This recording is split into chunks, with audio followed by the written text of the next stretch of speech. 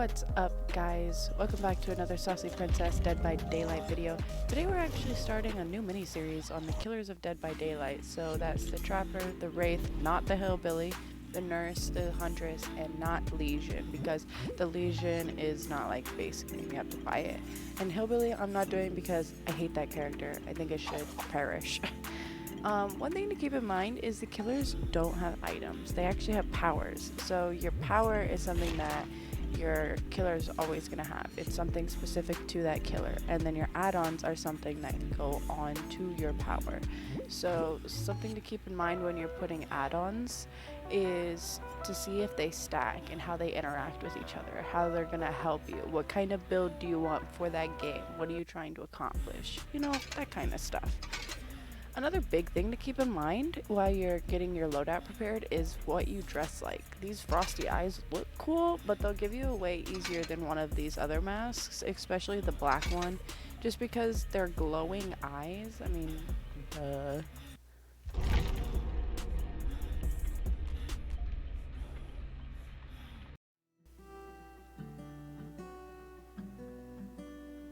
Another big thing to keep in mind is not to overlook this screen. When you're loading in and your survivors are loading in, you need to look at what they're playing on. So if it has a globe next to their name, they're on console. If it has nothing next to their name, they're on PC.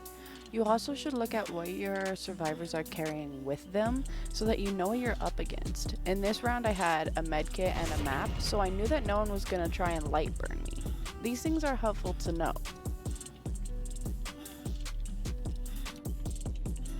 Alright, and something that I know some people probably wouldn't agree with, but something that I think is important, is you should really wait at the beginning. Don't just start heading in the direction of generators.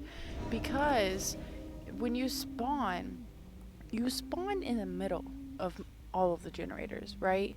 So if you just wait for someone to fail a skill check like you see here, then you can head straight for the exact generator that your survivors are on.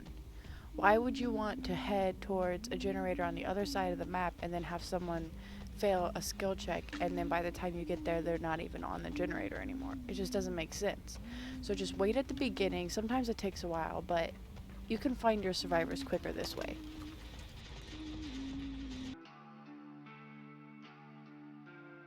Alright, another thing you need to be doing as a killer is checking the generators.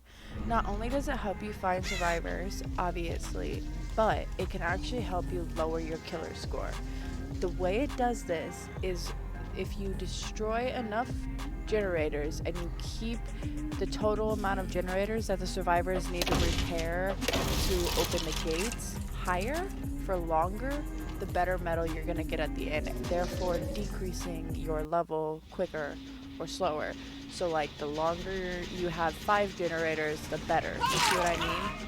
Also, another thing with this is like, even if you're going to lose your survivors, damaging the generators and damaging pallets gives you blood points. The whole point of the game, yes, it's to kill people because, you know, you selected killer, but it's also to earn a bunch of blood points. Like, you're trying to figure out how to earn more blood points, right? So, just, there's scratch marks for a reason. Just use everything to your advantage. If you're a good enough killer, you'll be able to find them again. Just destroy everything. Destroy the pallets, destroy the generators. I don't know why you wouldn't, like, especially pallets. Survivors can just hop over them, and there's hardly ever a perfectly timed moment where you're right up next to them and can hit them. So it's kind of annoying.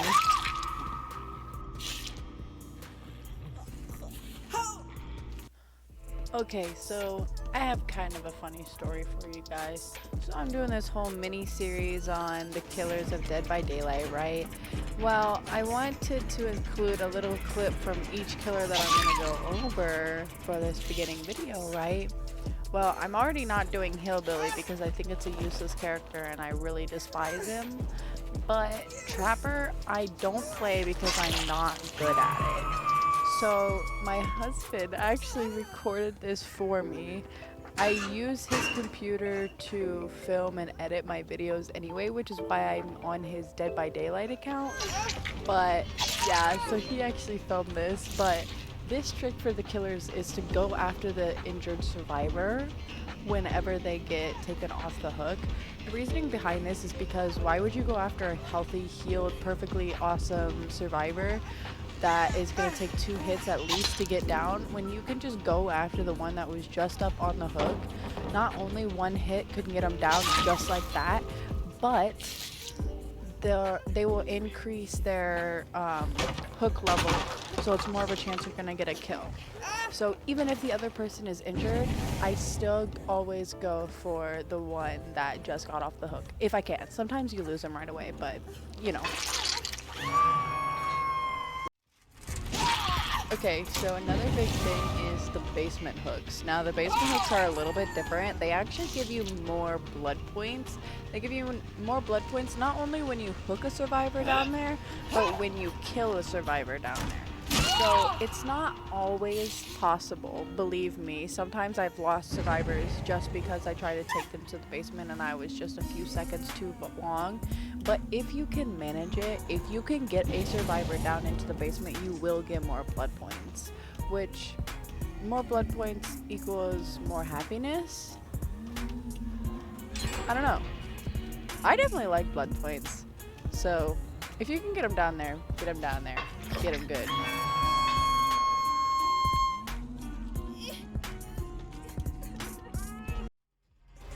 Also, another big thing is once you find your obsession, stick with them. The reasoning is because anything you do with your obsession is going to cost you more blood points. It's going to give you more blood point value. So hooking a survivor versus hooking your obsession survivor, you're going to get way more for the obsession survivor.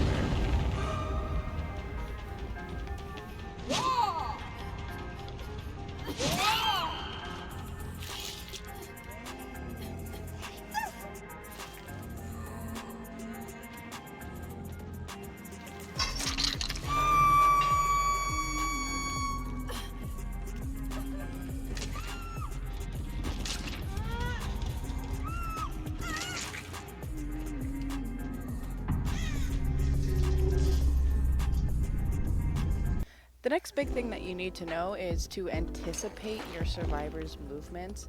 So here you can see my husband, I don't know what he was planning on doing, but he saw a hook and he put the trap down right here. And he's like running around. It ends up being pretty epic. So she doesn't get into it, and so he gets her down because she just got off the hook. And then Dwight runs up and gets stuck because he was going to try and like sabotage the hook or something, I don't know. So he actually ends up getting all 4 of them. Like, it was epic. Anticipate your survivor's movements. It's helpful, I promise. Alright, next we're gonna have some quick bonus tips. These are gonna go really quick, so keep up. Okay, so first one. Make sure to check the lockers that have scratch marks that stop right in front of them. It's kind of obvious, but there's probably a survivor in there. Second one, watch out for crows. You set them off too, chica. Listen, killers are special. You set them off too. It'll alert them where you are. Another thing, endless. A survivor can get you in an endless, which is where you can't get a hit on them for an extended amount of time because they just loop you around. Do something that they won't expect, like check a locker or smash a pallet. Do something. It will most likely get them to stop going around in a loop. Alright, well that's gonna be it for this video, guys. If your killer game gets better after watching this video, leave a big like underneath this video. Let me know that you are getting better with my tips. Now remember, this is a mini series, so next week we're gonna have a video coming out about the ins and outs of the Huntress specifically. Remember, I am live every single morning on Twitch, 9 AM Central Standard Time, same username as it is here. And as always, thank you for watching. Bye!